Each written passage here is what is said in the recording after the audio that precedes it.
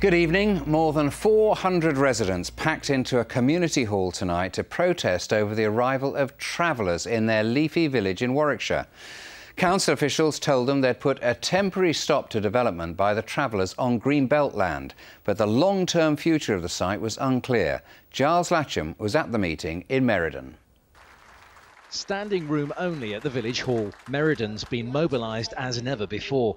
Council officials and the police fielded questions about the travellers on their doorstep, whose arrivals caused alarm and uncertainty. You struggle to get a shed put on.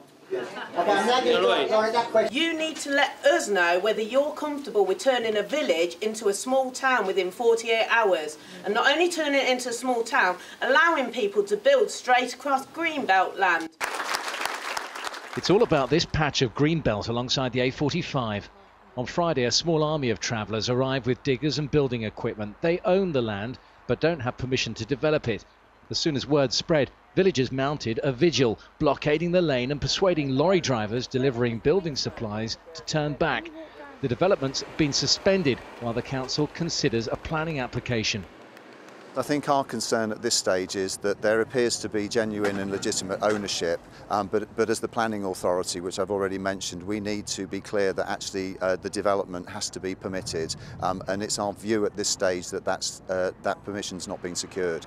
Leafy, green and picturesque it may be, but the villagers of Meriden fear theirs is an idyll under threat. And Giles is still in Meriden right now. Over to you, Giles. Rarely seen a public meeting as packed as this one was, Nick. The mood, well, a lot of anxiety and a sprinkling of anger as well. We haven't been able to speak to the travellers themselves. Somebody who has is the chairman of tonight's meeting, David McGrath, who's opposed to this development. You need to maintain a dialogue with these travellers because, after all, they own the land, whatever you think of what they're doing with the planning laws.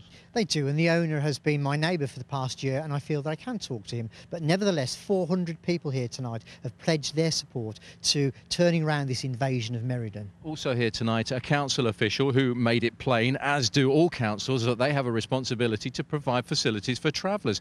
And that could be here in Meriden, couldn't it? Why not here?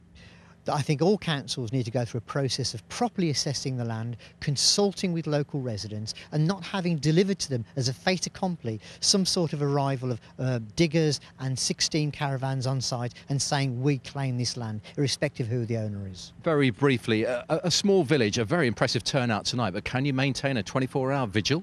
We will maintain the vigil for as long as it takes. We'll work for as much as it costs to win this campaign. David McGrath, thanks for talking to us tonight. This story is set to run and run. Giles, thanks very much indeed.